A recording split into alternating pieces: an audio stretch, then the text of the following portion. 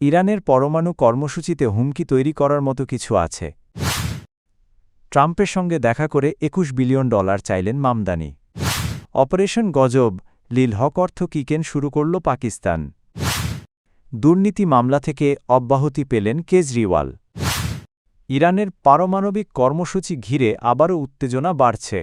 যুক্তরাষ্ট্র মধ্যপ্রাচ্যে যুদ্ধজাহাজ ও বিমান মোতায়েন করেছে। ধারণা করা হচ্ছে পারমাণবিক চুক্তি না হলে ইরানের বিরুদ্ধে সামরিক পদক্ষেপ নেওয়া হতে পারে।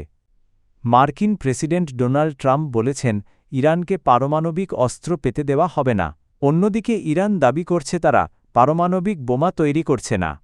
সাম্প্রতিক হামলায় ইরানের কিছু পারমাণবিক স্থাপনা ক্ষতিগ্রস্ত হলেও আন্তর্জাতিক পরমাণু শক্তি সংস্থা জানায় সেগুলো পুরোপুরি ধ্বংস হয়নি। তাই ইরান চাইলে কয়েক মাসের মধ্যেই আবার ইউরেনিয়াম সমৃদ্ধকরণ শুরু করতে পারে। আইএইএ-এর তথ্য অনুযায়ী ইরানের কাছে উচ্চমাত্রায় সমৃদ্ধ ইউরেনিয়ামের বড় মজুত রয়েছে, যা আরও সমৃদ্ধ করা হলে পারমাণবিক অস্ত্র তৈরিতে ব্যবহার করা সম্ভব হতে পারে। তবে অস্ত্র তৈরি করতে আরও প্রযুক্তিগত ধাপ প্রয়োজন। বিশেষজ্ঞদের মতে ইরান এখনও নিশ্চিতভাবে পারমাণবিক অস্ত্র তৈরি করছে এমন প্রমাণ নেই, তবে দেশটি চাইলে দ্রুত সেই সক্ষমতা অর্জন করতে পারে। নিউ ইয়র্ক সিটির নবনির্বাচিত মেয়র জোহরান মামদানি যুক্তরাষ্ট্রের প্রেসিডেন্ট ডোনাল্ড ট্রাম্পের সঙ্গে একটি গুরুত্বপূর্ণ বৈঠক করেছেন। বৈঠকটি হোয়াইট হাউসের ওভাল অফিসে অনুষ্ঠিত হয়। বৈঠকে নিউ ইয়র্কের আবাসন সংকট সমাধানে একটি বড় পরিকল্পনা তুলে ধরেন মেয়র মামদানি। তিনি কুইন্সের সানিসাইড ইয়ার্ড এলাকায় 12,000 সাশ্রয়ী মূল্যের বাড়ি নির্মাণের প্রস্তাব দেন।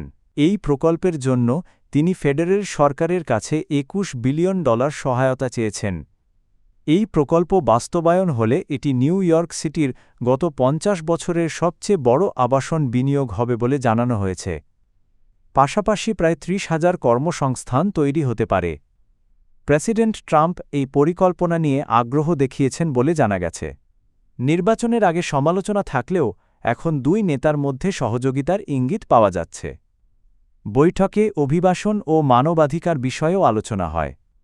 এক শিক্ষার্থীর আটকের বিষয়ে অনুরোধ জানালে প্রেসিডেন্ট ট্রাম্প দ্রুত সমাধানের আশ্বাস দেন। প্রায় 1 ঘণ্টার এই বৈঠকে দুই নেতা নিউ ইয়র্কের স্বার্থে একসঙ্গে কাজ করার কথা বলেন। এখন দেখার বিষয় এই বড় আবাসন প্রকল্পটি শেষ পর্যন্ত অনুমোদন পায় কিনা। দীর্ঘদিনের সীমান্ত উত্তেজনার পর আফগানিস্তানের বিরুদ্ধে বড় সামরিক অভিযান শুরু করেছে পাকিস্তান। অপারেশন গজব লিল হক নামে এই অভিযান শুক্রবার ভোর থেকে চালানো হচ্ছে বলে ইসলামাবাদ জানিয়েছে। পাকিস্তানের প্রতিরক্ষামন্ত্রী খাজা আসিফ পরিস্থিতিকে আফগানিস্তানের সঙ্গে খোলা যুদ্ধ হিসেবে উল্লেখ করেছেন। পাকিস্তানের দাবি সীমান্তে তালেবান বাহিনীর গোলাগুলির জবাব দিতেই এই অভিযান শুরু করা হয়েছে। অভিযানের অংশ হিসেবে পাকিস্তান বিমান বাহিনী কাবুল, কান্দাহার ও পাকতিয়া-সহ বিভিন্ন এলাকায় সামরিক লক্ষ্যবস্তুতে হামলা চালিয়েছে। গজব লিল হক শব্দের অর্থ ন্যায়ের প্রতিশোধ বা ন্যায়ের ক্রোধ। পাকিস্তানের রাষ্ট্রীয় সূত্রের দাবি সংঘর্ষে এখন পর্যন্ত 2 জন পাকিস্তানি নিরাপত্তা কর্মী এবং 133 জন তালেবান যোদ্ধা নিহত হয়েছে। পাকিস্তান দীর্ঘদিন ধরে অভিযোগ করে আসছে আফগানিস্তানের মাটি ব্যবহার করে টিটিপি জঙ্গিরা পাকিস্তানে হামলা চালাচ্ছে, তবে আফগানিস্তানে অভিযোগ অস্বীকার করে।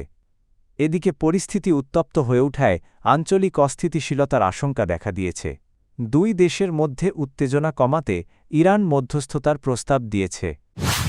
দিল্লির আলোচিত আবগারি নীতি বা লিকার পলিসি মামলায় বড় আইনি স্বস্তি পেয়েছেন আম আদমি পার্টির নেতা অরবিন্দ কেজরিওয়াল ও মনীষ সিসোদিয়া।